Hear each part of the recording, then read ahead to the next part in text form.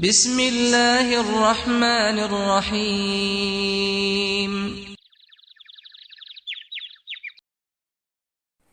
لبيك اللهم لبيك لبيك لا شريك لك لبيك إن الحمد والنعمة لك والملك لا شريك لك.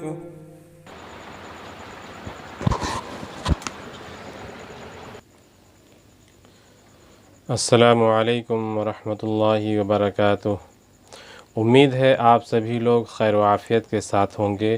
میری دعا ہے کہ آپ جہاں بھی رہیں خیر و عافیت کے ساتھ اللہ کے حفظ و امان میں رہیں. میں ہوں حافظ محمد ناطق سلام اور آپ دیکھ رہے ہیں یوٹیوب چینل دینی گارڈن. ناظرین، حج اور عمرہ کے متعلق میں ابھی لگاتار ویڈیوز بنا کر آپ لوگوں کو پیش کر رہا ہوں. آپ ان تمام ویڈیوز کو دیکھ کر بخوبی یہ جان چکے ہیں، سمجھ چکے ہیں کہ حج جیسے عمل کو، عمرہ جیسے عمل کو بغیر سیکھے کرنا غلط کام ہوگا. چونکہ ہم اتنے اخراجات کر کے ہم وہاں پہنچ رہے ہیں، تمام پریشانیوں کو جھیل کر کے پہنچ رہے ہیں، اور ہم یہاں سے کوئی تیاری بھی نہیں کر رہے ہیں، کسی طرح کی کوئی فکر نہیں کر رہے ہیں. فارم بھر دیا، پیسے جمع کر دیے، جانے کا وقت آ گیا اور ہم یہاں سے چلے گئے، اور وہاں جا کر ہم پھنس گئے کہ مجھے کون کون سی عبادت کب اور کیسے کرنی ہے یہ مجھے معلوم نہیں، چونکہ میں نے سیکھا نہیں. تو امید ہے کہ آپ بہت اچھی طرح سے اب یہ سمجھ چکے ہوں گے کہ میں جو آپ کو جو بتا رہا ہوں اس کا خاص اور خالص مقصد یہی ہے کہ آپ کا عمرہ، آپ کا حج بالکل ناقص نہیں ہو. آپ کا عمرہ، آپ کا حج بالکل قبول ہو جائے اور یہ حج مبرور بن جائے. اسی لیے آپ بھی لگاتار میرے تمام ویڈیوز کو دیکھ رہے ہیں اور عمل کرنے کی بالکل سوچ رکھا ہے، بالکل فکر کر رکھا ہے، اور میرے بتائے ہوئے مشورے پر آپ بالکل عمل بھی کر رہے ہیں، مذاکرہ بھی کر رہے ہیں، اور اس کو جو ہے نظر ثانی بھی کر رہے ہیں. آپ اس پر جو ہے غور و فکر کر رہے ہیں کہ نہیں، واقعی حج ایک ایسا عمل ہے جس کو سیکھنا لازم ہے، بغیر سیکھے جانا اچھی بات نہیں ہے. ناظرین، بہت ہی خوشی کی بات ہے کہ آپ بالکل توجہ کے ساتھ میرے تمام ویڈیوز کو دیکھ رہے ہیں. آپ میرے ویڈیو سے عمرہ اور حج کی مکمل ٹریننگ لے رہے ہیں. ناظرین، میں آج ایک نئے موضوع کے ساتھ آپ کے سامنے حاضر ہوا ہوں. آج میں آپ کو مدینہ پاک کی فضیلت کے متعلق کچھ باتیں پیش کرنے کی کوشش کر رہا ہوں. اس لیے بہت ہی ادب و احترام کے ساتھ آپ توجہ کے ساتھ بیٹھے رہیں اور ہم اسکرین پہ ہمیں دیکھتے رہیں، اور میری تمام باتوں کو بہت ہی غور و فکر سے اور توجہ کے ساتھ سنیں، کیونکہ آج میں جو ذکر کرنے جا رہا ہوں یہ بہت بڑا ذکر ہے. آپ توجہ کے ساتھ اس کو دھیان سے دیکھیں گے، آپ ویڈیو کو ذرا سا بھی اسکپ نہیں کریں گے. دل لگا کر کے، شوق اور فکر سے بالکل آپ یہ اپنا کام سمجھ کر کے آج مدینہ پاک کی فضیلت کو سمجھنے کی کوشش کریں گے. شروع میں ایک دو حدیث پیش کروں گا، اس کے بعد پھر آگے مدینہ کی بات کروں گا. شروع کرنے سے پہلے میں آپ سے گزارش کرنا چاہتا ہوں کہ اگر آپ میرے چینل پر نئے ہیں تو میرے چینل کو سب سے پہلے آپ سبسکرائب کر لیں، گھنٹی کے بٹن پہ ٹچ کر لیں، وہاں پہ آل کا آپشن آئے گا، آل پہ ٹچ کر دیں تاکہ آپ کا اور ہمارا رشتہ قائم ہو جائے. آپ اگر ہمارے اس چینل پہ نئے ہیں، ہمارے دینی گارڈن چینل پہ نئے ہیں، تو آپ پلے لسٹ میں چلے جائیں اور وہاں پارٹ 1 سے لے کر کے آج یعنی کہ پارٹ نمبر 26 ہے، آپ 25 تک کمپلیٹ دیکھیں، اور اس کے بعد یہ دیکھ لیں ابھی، لیکن آپ شروع سے لے کر یہاں تک کہ آپ پورے تمام ویڈیوز کو دیکھیں تاکہ آپ عمرہ اور حج کیسے کرنا ہے، اس سفر میں کیا کیا ضرورتیں ہوں گی، ہمیں کن کن باتوں کی تیاری کرنی ہوگی، اصل تیاری کیا ہے یہ ہمیں نہیں معلوم ہوتا ہے. تیاری ہم صرف اتنا ہی سمجھتے ہیں کہ جو ہے فارم بھر دینا ہے اور پیسے جمع کر دینا ہے، جانے کے وقت میں ضروریات والی چیزیں ہیں، کپڑا لتا یہ وغیرہ سب جو ہے یہ سب خرید لیں، لے کے چلے جائیں. یہ تیاری آپ بخوبی جانتے ہیں، لیکن اصل تیاری کیا ہے جس کا ذکر میں نے کیا ہے پچھلے ویڈیوز میں، تاکہ آپ اس کو سمجھیں اور آپ کا حج قبول ہو جائے۔ ناظرین، مدینہ پاک کی فضیلت کی بات کو میں شروع کر رہا ہوں، توجہ کے ساتھ دیکھیں۔ حضرت عائشہ صدیقہ رضی اللہ عنہ سے روایت ہے کہ رسول اللہ صلی اللہ علیہ وسلم نے فرمایا، اے اللہ مدینہ کو ہمارا محبوب بنا دے، جیسے ہم مکہ سے محبت کرتے تھے بلکہ اس سے بھی زیادہ۔ یہ حدیث پاک مشکات شریف نے ہے۔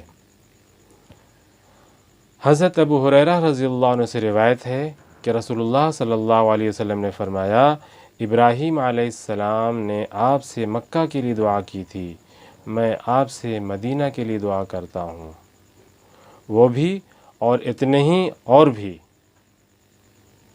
یہ بھی حدیث مشکات شریف میں ہے۔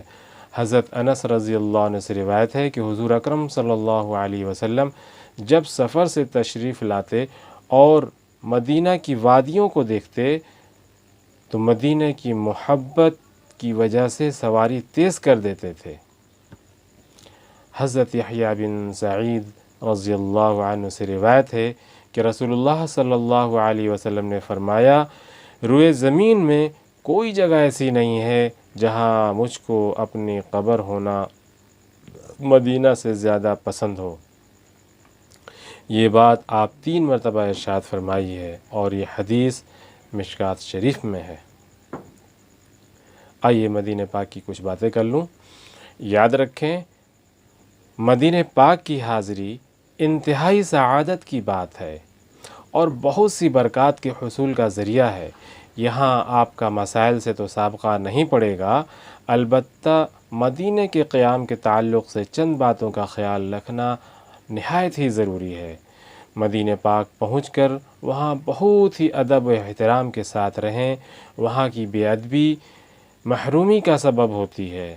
چنانچہ بعض اکابر کے متعلق منقول ہے کہ انہوں نے وہاں اس طرح حاضری دی ہے کہ 3 دن 4 دن اور 5 دن تک نہ کچھ کھایا نہ پیشاب پخانہ کیا۔ ہم نے مدینہ کے احترام میں اتنا تو نہیں کر سکتے تو کم از کم اتنا ہی کر لیں کہ وہاں ادب کے ساتھ رہیں، اپنی جانب سے کوئی بے ادبی نہ ہونے دیں۔ حاضری سے پہلے توبہ استغفار کر لیں۔ علماء نے لکھا ہے کہ مدینہ پاک جاتے ہوئے راستے میں کثرت سے درود شریف پڑھنے کا اہتمام کریں۔ انہی علماء کی برکت سے اور انہی کے صدقے میں یہ بات سمجھ میں آتی ہے کہ جب آپ مدینہ پاک کا سفر شروع کریں تو بس میں بیٹھ کر کم از کم 300 مرتبہ سچے دل سے توبہ استغفار کریں، اس لیے کہ ہماری زبان گندی، ہماری نگاہیں گندی، ہمارا دل گندا، بلکہ ہمارا سارا وجود گندا، لہٰذا سب سے پہلے 300 مرتبہ دل لگا کر توبہ استغفار کر کے خود کو گناہوں سے پاک صاف کریں، بلکہ گناہوں کو سوچ کر توبہ استغفار کریں اور اللہ رب العزت سے کہیں کہ یا اللہ، آپ جانتے ہیں کہ ہم نے یہ ساری نافرمانیاں کی ہیں، آپ نے ہمیں عرفات میں بلا کر ہمارے سب گناہوں کو معاف کر دیا ہے، لیکن عرفات سے واپسی کے بعد ہم سے جو گناہ ہوئے یا مدینہ پاک جاتے ہوئے بے خیالی میں جو گناہ ہم سے ہو جائیں، آپ ان تمام گناہوں کو بھی معاف فرما دیجئے اور مدینہ پاک پہنچنے سے قبل ہم گناہوں سے ایسا پاک و صاف کر دیجئے کہ ان گناہوں کی کوئی نحوست ہمارے قلب اور ہمارے وجود پر باقی نہ رہے۔ ویسے بھی بہت یکسوئی رہتی ہے، کوئی کام نہیں ہوتا، لہٰذا پورے دھیان اور توجہ کے ساتھ اپنے گناہوں کو سوچ کر اللہ پاک سے باتیں کرتے ہوئے اور اپنے گناہوں کی معافی مانگتے ہوئے مدینہ پاک کا سفر کریں۔ استغفار کے بعد پھر درود شریف کی کثرت کریں۔ حضور اکرم صلی اللہ علیہ وسلم کی حساس طبیعت، حدیث پاک کا مفہوم ہے کہ ایک مرتبہ آپ صلی اللہ علیہ وسلم نے نماز کا سلام پھیر کر ارشاد فرمایا، لوگ اچھی طرح وضو کر کے نہیں آتے ہیں، جس کی وجہ سے نماز میں خلل واقع ہوتا ہے۔ جو طبیعت اتنی حساس ہو کہ اچھی طرح سے وضو نہ ہونے پر ان کی نماز میں خلل آ جاتا ہو، تو ہم خود سوچیں کہ اگر ہم ان کے پاس اتنے گناہوں کے ساتھ جائیں گے تو انہیں کس قدر تکلیف ہوگی۔ اس لیے اللہ پاک سے سچے دل سے توبہ استغفار کریں تاکہ ہمارے گناہوں کا کوئی اثر ہمارے وجود پر باقی نہ رہے۔ ناظرین، اللہ پاک کی یاد کا آسان مراقبہ آپ اس طرح کریں کہ کیا ہے کہ ہم ایسی جگہ پہ جا رہے ہیں جو پورے دنیا میں سب سے باادب جگہ اور سب سے عزت والی جگہ ہے۔ اس لیے ایک کام اور کر لیں دوستو، ایک کام یہ کرنا ہے کہ اس بات کی مشق جانے سے قبل اپنے وطن میں رہتے ہوئے ایک کام اور کر لیں، اور اس کی مشق جانے سے قبل اپنے وطن میں رہتے ہوئے شروع کر دیں۔ وہ یہ کہ ہم سب جانتے ہیں کہ اللہ پاک ہمیں دیکھ رہے ہیں اور ہمارے ساتھ ہیں، لیکن ہم اس کا استحضار نہیں رہتا، لہٰذا تھوڑے تھوڑے وقفے سے یہ تصور کریں اللہ پاک مجھے دیکھ رہے ہیں، اللہ پاک میرے ساتھ ہیں۔ آپ کو فلائٹ میں، بس میں، حرم میں، اس کے علاوہ اور بھی بہت سے مواقع پر تنہائی ملے گی، وہاں آپ کو کچھ پڑھے بغیر صرف یہ تصور کرنا ہے کہ اللہ پاک مجھے دیکھ رہے ہیں، میرے ساتھ ہیں، اللہ کی رحمت آ رہی ہے، میرے دل پر بارش کی طرح برس رہی ہے، میرے دل کو گناہوں سے پاک صاف کر رہی ہے۔ اس تصور اور مراقبے سے انشاءاللہ آپ کے دل کی ایک کیفیت بنے گی۔ اگر ہو سکے تو روزانہ ایک وقت مقرر کر کے، جانے سے قبل ایک وقت مقرر کر کے تھوڑی دیر کے لیے اس تصور کے ساتھ بیٹھ جائیں اور اس کی مشق ابھی سے شروع کر دیں۔ یہ تھوڑی دیر کا مراقبہ انشاءاللہ ہمیشہ کے لیے اللہ رب العزت کی یاد دل میں بٹھانے کا ذریعہ بن جائے گا۔ یہ تو مراقبے کی بات تھی کہ آپ یہ تصور اور مراقبہ کریں کہ اللہ پاک مجھے دیکھ رہے ہیں اور میرے ساتھ ہیں۔ اس کے علاوہ ایک کام یہ بھی کریں کہ ابھی سے اللہ پاک سے باتیں کرنا شروع کر دیں، اس کی عادت ڈالیں۔ آپ سوچ رہے ہوں گے کہ اللہ سے کس طرح بات کی جائے، تو میں آپ کو اس کا طریقہ بتاتا ہوں کہ آپ حرم میں جا کر بیٹھ جائیں اور اللہ سے بات کرنا شروع کر دیں کہ یا اللہ، میں آپ کے گھر آیا نہیں ہوں بلکہ آپ نے مجھے بلایا ہے۔ یا اللہ، مجھے دیکھ رہے ہیں، میرا دل بھی دیکھ رہے ہیں، اس دل میں موجود گندگی کو بھی دیکھ رہے ہیں۔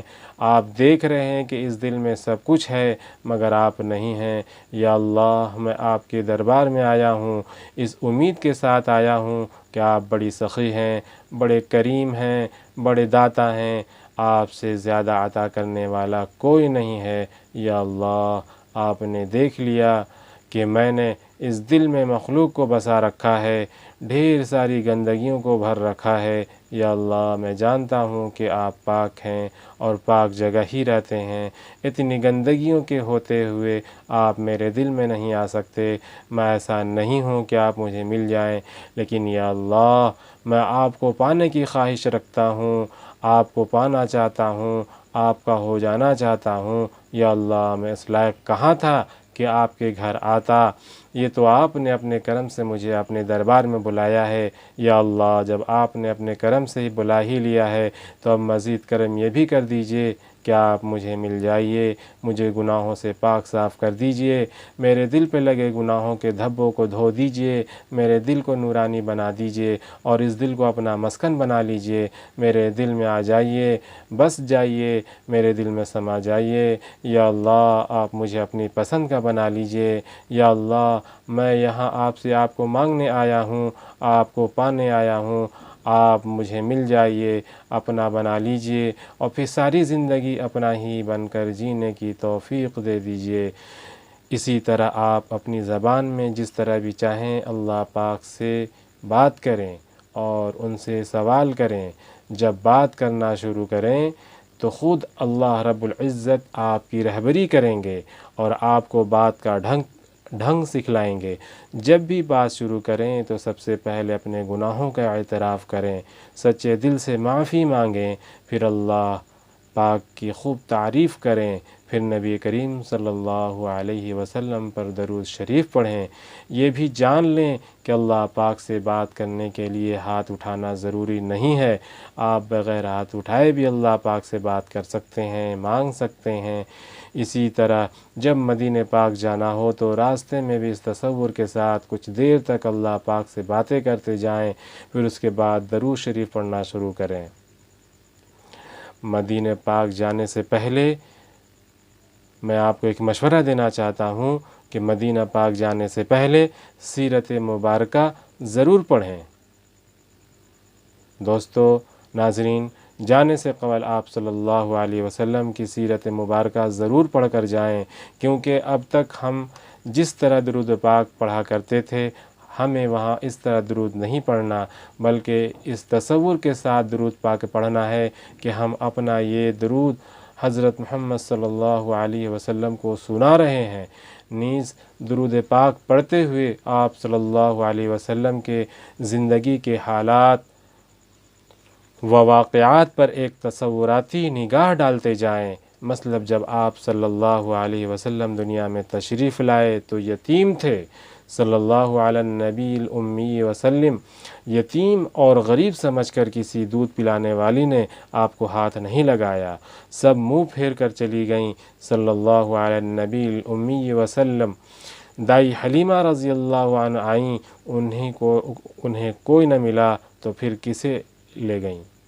اسے لے گئیں جسے سب چھوڑ گئے تھے، صلی اللہ تعالی علیہ وسلم۔ ایک شیرخوار بچہ ماں کی گود چھوڑ کر ایک اجنبی عورت کے ساتھ جا رہا ہے، صلی اللہ علیہ وسلم۔ پھر اس وقت کے حالات سوچیں کہ دبلی پتلی اونٹنی تھی جس سے چلا بھی نہیں جاتا تھا، اس کے تھن بھی سوکھ چکے تھے، لیکن حضور صلی اللہ علیہ وسلم کے سوار ہوتے ہی جیسے اس کے بدن میں قوت آ گئی، وہ تیز رفتار دوڑنے لگی، اس کے تھن میں دودھ سے بھر گئے، صلی اللہ علیہ نبی الامی وسلم۔ ناظرین، جب حضور صلی اللہ علیہ وسلم کا نام آئے تو آپ صلی اللہ علیہ وسلم ضرور پڑھیں۔ یہاں پر آپ بخل سے کام نہ لیں، آپ توجہ کے ساتھ سنیں، توجہ کے ساتھ دیکھیں، انشاءاللہ بہت فائدہ ہوگا۔ پھر حضرت حلیمہ رضی اللہ عنہ اور آپ کے گھر والوں کا سیراب ہونا، پھر دائی حلیمہ رضی اللہ عنہ کا آپ کو لے کر مکہ واپس آنا، پھر لے جانا اور شق صدر کا واقعہ پیش آنا جس سے دائی حلیمہ کا گھبرانا اور پھر واپس مکہ مکرمہ لانا، یہ سب واقعات سوچتے جائیں اور درود پاک پڑھتے جائیں، صلی اللہ علیہ نبی الامی وسلم۔ ناظرین، پھر 6 سال کی عمر میں ماں کا بھی سایہ چھن گیا، صلی اللہ علیہ وسلم۔ ذرا سوچیں کہ اس وقت حضرت محمد صلی اللہ علیہ وسلم 6 سال کی عمر میں مکہ کی گلیوں میں کیسے بھٹکتے رہے ہوں گے۔ ماں کی گود نہ دیکھا ہوتا تو شاید ماں کا پتہ نہ ہوتا، لیکن جب دیکھا ہوا چہرہ ہے اور کھلی ہوئی گود ہے تو بھلا دیا کیسے نہ آئے گی، لیکن جب دیکھا ہوا چہرہ ہے اور کھلی ہوئی گود ہے تو بھلا یاد کیسے نہ آئے گی۔ آپ تو ماں کو جاننے پہچاننے لگے تھے کہ یہ میری ماں ہے۔ ذرا تصور کریں کہ اس وقت آپ اپنی ماں کو اپنے سامنے نہ پا کر کیسے بے چین ہو جاتے ہوں گے۔ پھر والدہ کے وفات کے بعد آپ دادا کی پرورش میں چلے آئے۔ 2 سال تک دادا محترم نے آپ کی پرورش کی اور اس طرح پرورش کی کہ پوتے کو ایک لمحے کے لیے بھی آنکھوں سے دور ہونے نہ دیا۔ ذرا دور ہوئے کہ فوراً پکارا، کہاں ہے میرا محمد صلی اللہ علیہ نبی الامی وسلم۔ 8 سال کی عمر کو پہنچے تو دادا کا بھی انتقال ہو گیا۔ دیکھنے والوں نے دیکھا اور لکھنے والوں نے لکھا ہے کہ حضرت محمد صلی اللہ علیہ وسلم دادا کے جنازے کے پیچھے روتے ہوئے چل رہے ہیں۔ دیکھیے اس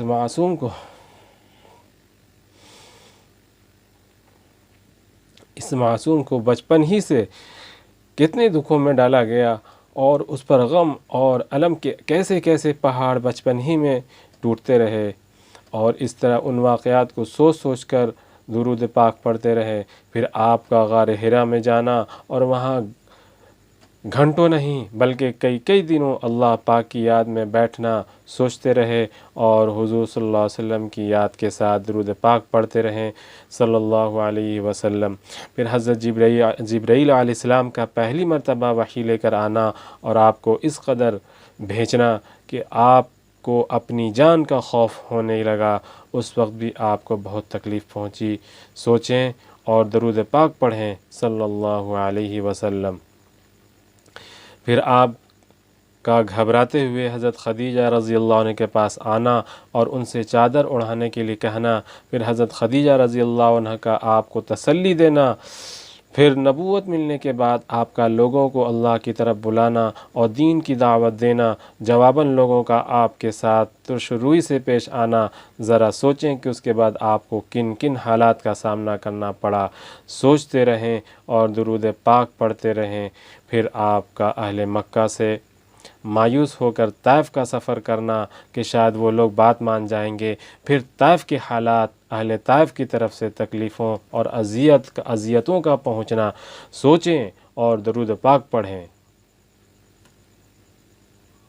اوباش لڑکوں کا آپ کے پیچھے پڑنا، آپ کو پتھر مارنا، آپ کا خون سے شرابور ہونا، نعلین مبارک کا خون سے بھر جانا اور آپ کا تھکن سے چور ہو کر بیٹھ جانا، ان سب واقعات کو سوچتے رہیں اور درود پاک پڑھتے رہیں صلی اللہ علیہ وسلم۔ اہل طائف کے طرح طرح سے طعنے دینا کہ اللہ کو نبی بنانے کے لیے تو ہی ملا تھا، تیرے علاوہ کوئی نہیں ملا، اگر تو جھوٹا ہے تو ہم تجھ سے بات کرنا نہیں چاہتے۔ ذرا سوچیں کہ ایسی باتوں کو سن کر آپ کے دل پر کیسی چوٹ لگتی ہوگی۔ اگر کسی کو کسی کے جانب سے اذیت پہنچے تو اس وقت اس کے دل میں جو کیفیت ہوتی ہے اور جس کی طرف سے اذیت پہنچتی ہے اس کے خلاف جس قسم کے جذبات بنتے ہیں کہ ضرور بدلہ لیں گے۔ پھر وقت گزرنے کے ساتھ ساتھ وہ سارے جذبات کمزور ہو جاتے ہیں۔ اس وقت اگر کوئی انتقام لینے کو کہتا ہے تو کہتے ہیں کہ بھائی جانے دو، اب انتقام لے کر کیا کریں گے، وقت تو گزر ہی گیا، اور پھر دھیرے دھیرے آدمی ان تمام تکالیف کو بھول جاتا ہے۔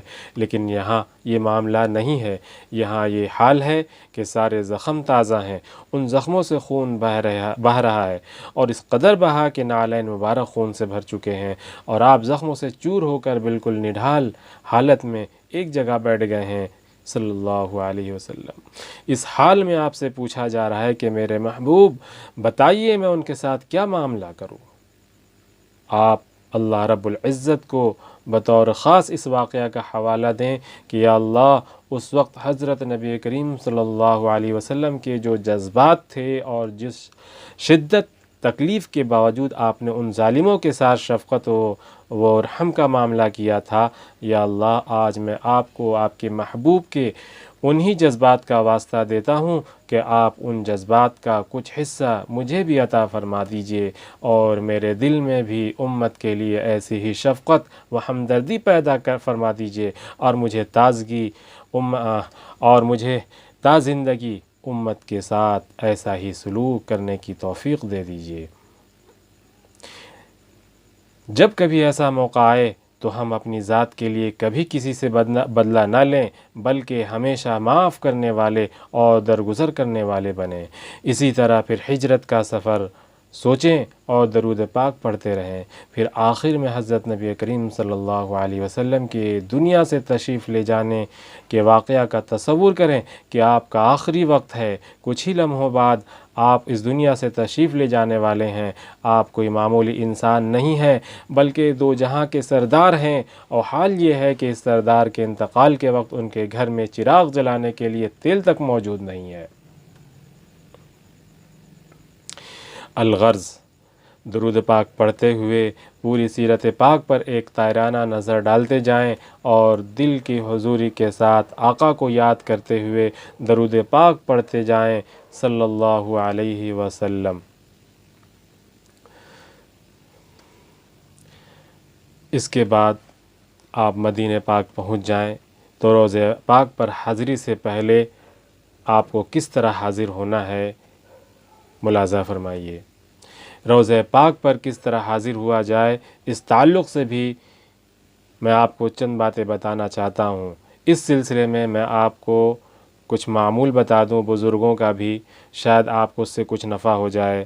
الحمدللہ اللہ پاک ہی کی دی ہوئی توفیق ہے کہ روضہ پاک پر حاضری سے قبل 2 رکعت تحیۃ المسجد پڑھ لیں، پھر 2 رکعت صلاۃ التوبہ پڑھ لیں، پھر دل سے توبہ استغفار کر لیں، یا اللہ میں آپ کے محبوب کو چہرہ دکھانے کے لائق نہیں ہوں، میں وہاں کیسے جاؤں، لیکن جائے بغیر بھی تو چارہ نہیں ہے، میں ان کے پاس نہ جاؤں تو پھر کہاں جاؤں، اس لیے بہت ڈرتے سہمتے لرزتے قدموں کے ساتھ پہنچتا ہوں، اور پہنچ کر سلام پیش کرتے ہیں، معافی مانگنا شروع کرتا ہوں، اور بطور خاص یہ کہتا ہوں کہ یا رسول اللہ صلی اللہ علیہ وسلم، اللہ پاک کریم ہیں اور آپ بھی کریم ہیں، یہ 2 کریموں کا در ہے، میں آپ سے کرم کی بھیک مانگنے آیا ہوں یا رسول اللہ صلی اللہ علیہ وسلم۔ آپ کی حیات طیبہ میں آپ کا معمول یہ تھا کہ جب کوئی گناہ گار آپ کی خدمت میں حاضر ہوتا اور آپ کو گواہ بنا کر اللہ پاک سے معافی مانگتا اور آپ سے سفارش کی درخواست کرتا تو آپ اس کے لیے دعا فرماتے، اللہ کے حضور اس کی سفارش فرماتے، یا رسول اللہ صلی اللہ علیہ وسلم، اگرچہ آپ ظاہری طور پر دنیا سے پردہ فرما گئے ہیں، لیکن ہمارا عقیدہ ہے کہ آپ اپنے قبر اطہر میں حیات ہیں، دیکھیے آپ کے سامنے آپ کا ایک گناہ گار امتی سر پر گناہوں کے گٹھری لیے کھڑا ہے، ایک بگڑی اور ایک گندی زندگی لے کر حاضر ہوا ہے، یا رسول اللہ صلی اللہ علیہ وسلم، آپ اللہ پاک سے میرے حق میں سفارش کر دیجئے کہ اللہ پاک میرے گناہوں کو معاف فرما دیں اور مجھ سے راضی ہو جائیں، یا رسول اللہ صلی اللہ علیہ وسلم، آپ بھی مجھ سے راضی ہو جائیے اور مجھ پر پیار بھری نگاہ ڈال دیجئے۔ ایک مرتبہ روضہ پاک پر کھڑا اسی انداز سے معافی مانگ رہا تھا کہ یکایک زبان پر ایک بڑا ہی عجیب جملہ آیا کہ یا رسول اللہ صلی اللہ علیہ وسلم، جو کچھ آپ دے سکتے ہیں دے دیجئے اور جو کچھ اللہ پاک سے دلا سکتے ہیں دلا دیجئے۔ آپ بھی جب روضہ پاک پر حاضر ہوں تو ایک تصور باندھ کر جائیں اور وہ روایت بطور خاص ذہن میں رکھیں کہ نبی کریم صلی اللہ علیہ وسلم کا قلب اطہر اتنا پاک و صاف ہے کہ اگر ٹھیک طرح وضو نہ کیا جائے تو اس کا بھی اثر آپ کے قلب اطہر پر پڑتا ہے۔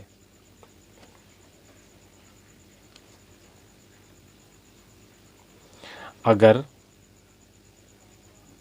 ٹھیک سے وضو نہ کیا جائے تو اس کا بھی اثر آپ کے قلب اطہر پر پڑتا تھا، لہٰذا اگر میں گناہوں سے توبہ کیے بغیر جاؤں گا تو پھر آپ کے قلب اطہر پر اس کا کتنا اثر پڑے گا اور آپ کو کس قدر تکلیف ہوگی، لہٰذا حاضر ہونے سے قبل اپنے تمام گناہوں سے سچی پکی توبہ کر لیں، اللہ پاک سے معافی مانگ لیں کہ یا اللہ آپ میرے سارے گناہوں کو معاف فرما دیجئے اور مجھے مقبول حاضری کی توفیق عطا فرمائیے۔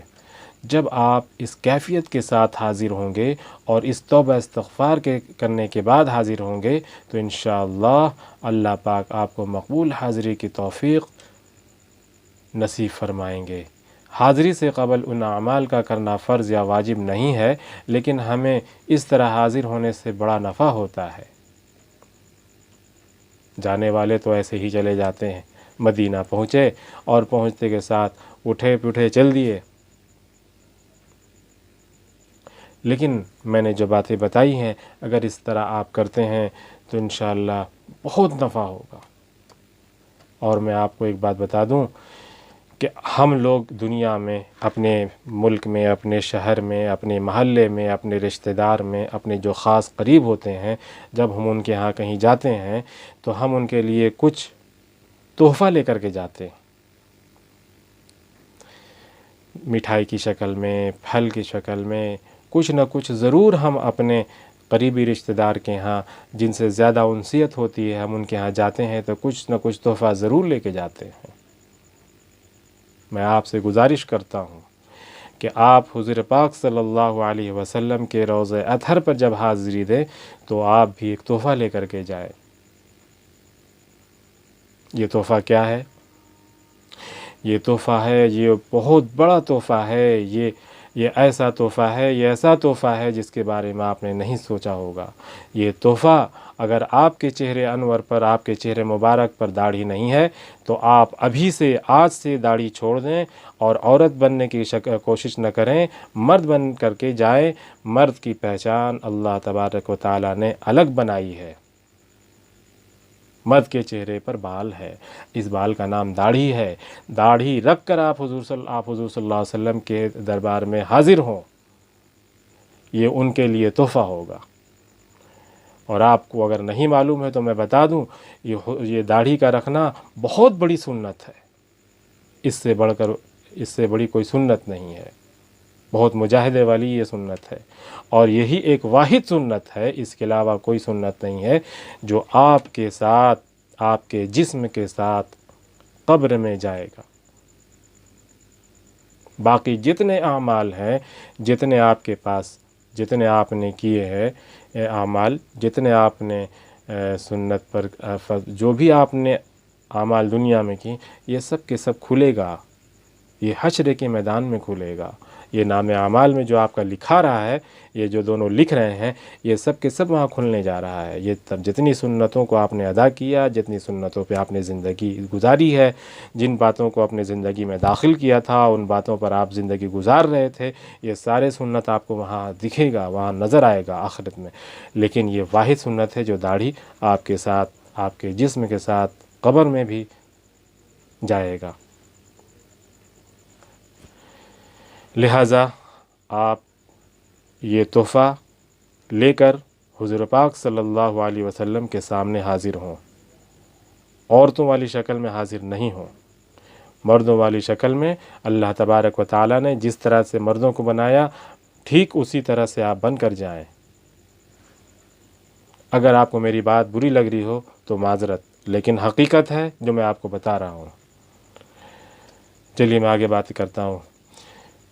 نیز پورے سفر حج میں ایک دعا بار بار کرتے رہیں کہ اللہ جس وقت جو کام جس طریقے پر کرنا آپ کو پسند ہو، آپ اس وقت اس کام کو اسی طریقے کے مطابق انجام دینے کی توفیق نصیب فرمائیے۔ یہ دعا آپ بار بار پڑھیں، بار بار دعا کریں۔ اب ذرا آپ سمجھ لیں، آپ حضور صلی اللہ علیہ وسلم کے دربار میں حاضر ہو رہے ہیں، روضہ اقدس پہ آپ کی حاضری ہو رہی ہے، آپ ان کے سامنے کھڑے ہونے والے ہیں، بہت ہی ادب احترام کے ساتھ، بغیر کسی کو دھکا دیے ہوئے آرام آرام سے وہاں پہنچیں۔ کافی رش ہوتا ہے، اور آپ وہاں پہ روضہ پاک کے پاس کھڑے ہوں تو ان الفاظ کے ساتھ سلام پیش کریں: السلام علیک یا رسول اللہ، السلام علیک یا نبی اللہ، السلام علیک یا حبیب اللہ، السلام علیک یا خیر خلق اللہ، السلام علیک ایھا النبی ورحمۃ اللہ وبرکاتہ۔ اس طرح سے آپ سلام پیش کریں اور بہت ہی محبت کے ساتھ سلام کا نذرانہ پیش کریں۔